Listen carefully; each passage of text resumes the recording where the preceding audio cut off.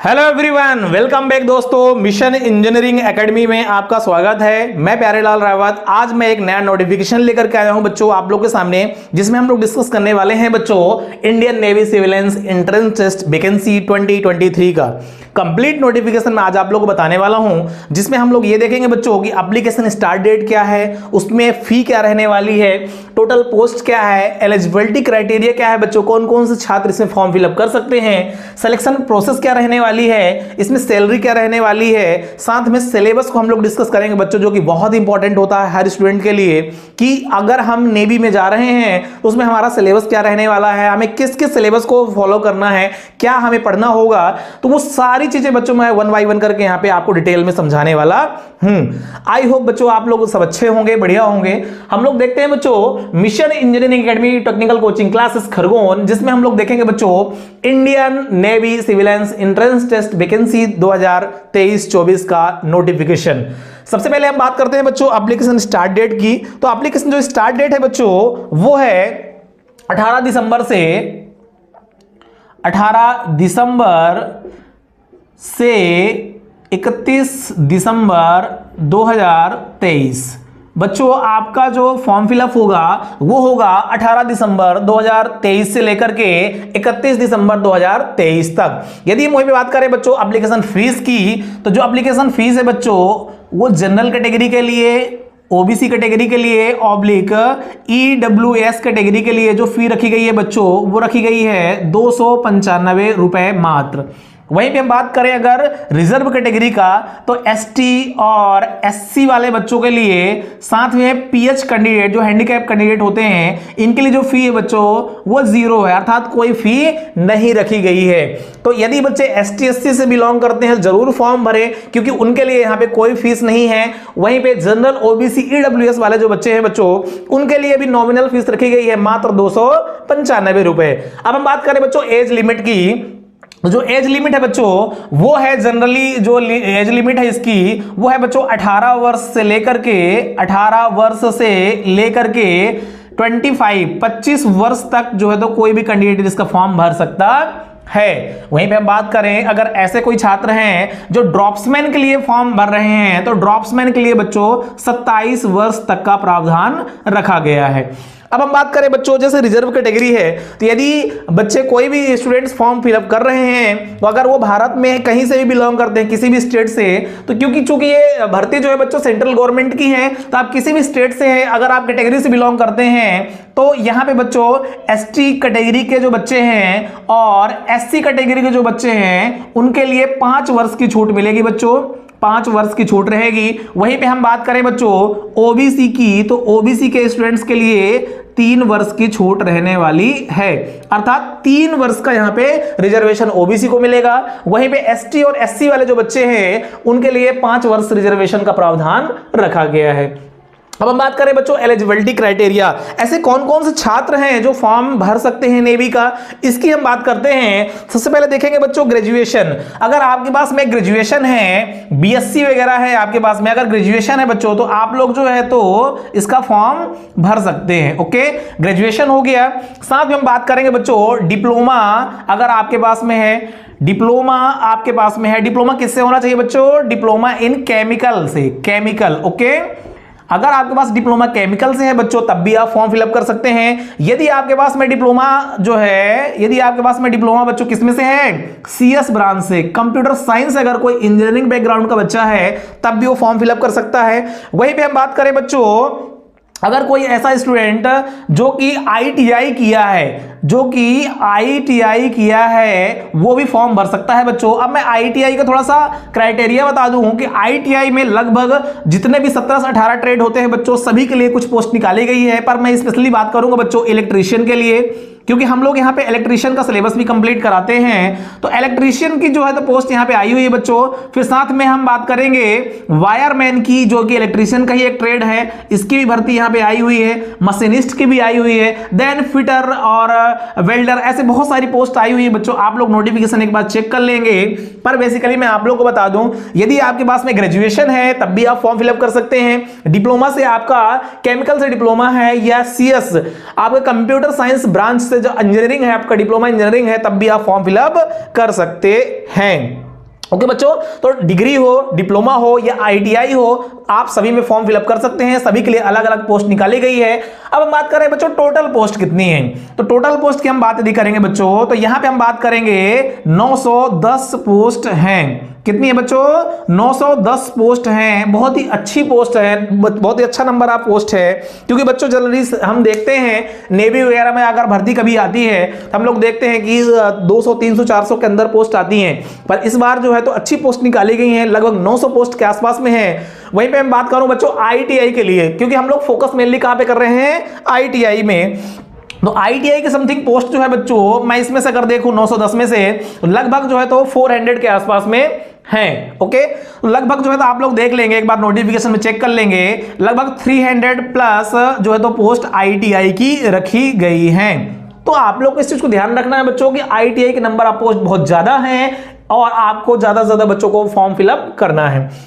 Selection process जो है बच्चों, वो जो है तो सिलेक्शन प्रोसेस डिफरेंट टाइप की है। जैसे कुछ बच्चों के लिए केवल एंट्रेंस एग्जाम है, लेकिन कुछ बच्चों के लिए ट्रेड का जो है तो स्किल टेस्ट भी रखा गया है। जैसे आईटीआई वाले जो बच्चे हैं, एक क्वालिफाइंग नेचर ट्रेड जो है तो स्किल रखा गया है, स्किल टेस्ट। हम बात कर लेते हैं सिलेक्शन प्रोसेस की।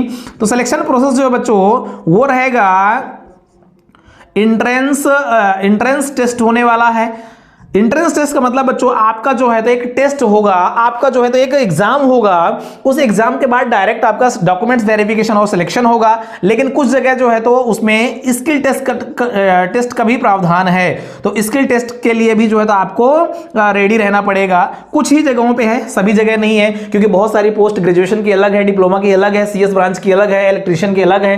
तो आप देखेंगे इलेक्ट्रीशियन ट्रेड में कुछ ट्रेडों में जो है स्किल टेस्ट का प्रावधान भी उसमें रखा गया है। अब बात करें बच्चों सैलरी, तो आप जानते हैं कि इंडियन नेवी की जो है तो भर्ती है, सेंट्रल गवर्नमेंट के अधीन ये भर्ती काम करती है। तो मिनिमम मैं मान के चलता हूं बच्चों, किसी भी सेंट्रल गवर्नमेंट की जब भर्ती आती है, वैकेंसीज आती हैं, रिक्रूटमेंट आता है, तो उसमें कम से कम आपकी जो सैलरी रहती है बच्चों वो 35,000 प्लस रहती है।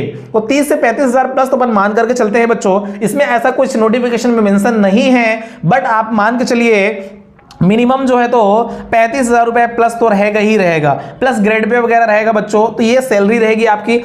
हम बात करते हैं बच्चों मेन टॉपिक की, जो कि हर बच्चे का जो है तो एक पॉइंट ऑफ व्यू होता है कि मैं अगर इस भर्ती में फॉर्म फिलअप कर रहा हूं तो क्यों कर रहा हूं। क्यों?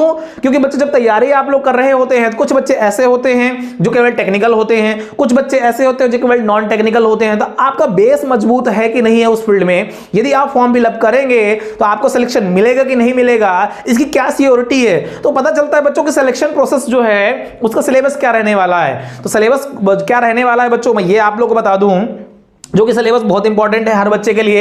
अगर आप फॉर्म फिलअप किए हैं, आपको भर्ती में जाना है, आपको एग्जाम में बैठना है बच्चों, तो आपको पता होना चाहिए कि क्या सिलेबस पूछा जाएगा, किस सिलेबस में या किस किस पर्टिकुलर पार्ट में क्या क्या कितने नंबर का पूछा जाएगा। ये जानना आप लोग के लिए बहुत जरूरी है।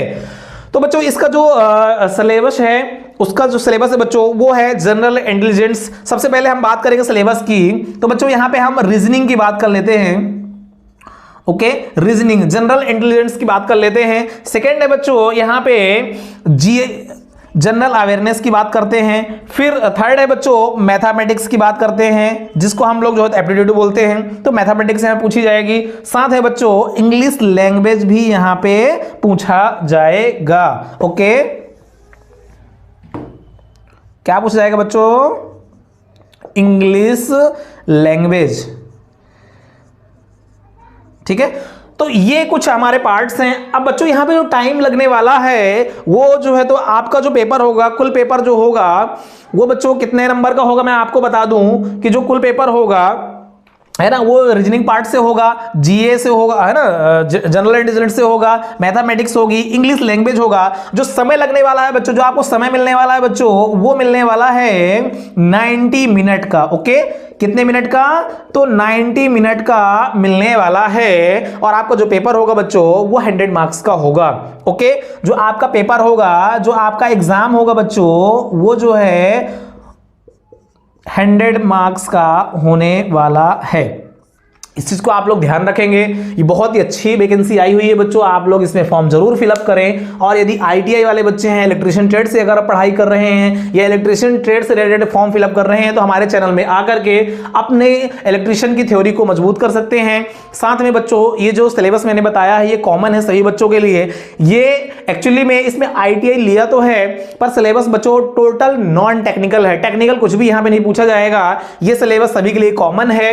रीजनिंग रहेगा, है ना, जिससे हम जो तो जनरल इंटेलिजेंस बोलते हैं, रीजनिंग रहेगी, फिर जीए रहे, जनरल इंटेलिजेंस रहेगा, फिर जो है तो मैथमेटिक्स रहेगा जिसे हम एप्टीट्यूड बोलते हैं, इंग्लिश लैंग्वेज रहेगी। तो ये सभी जो है तो पार्ट जो रहेंगे बच्चों 25 मार्क्स के रहेंगे। ईच जो है तो ईच जैसे जितने भी यहाँ पे जो हमने देखा है बच्चों, रीजनिंग हो गया, जीए हो गया, मैथ हो गया, इंग्लिश लैंग्वेज हो गया, ये सभी जो है बच्चों क्या रहेगा कि 25 मार्क्स का रहेगा। टाइम जो रहने वाला है वो रहने वाला है बच्चों 90 मिनट्स का, और आपका जो एग्जाम्स होगा वो 100 मार्क्स का होगा। टोटल नंबर ऑफ क्वेश्चन भी कितने रहेंगे बच्चों?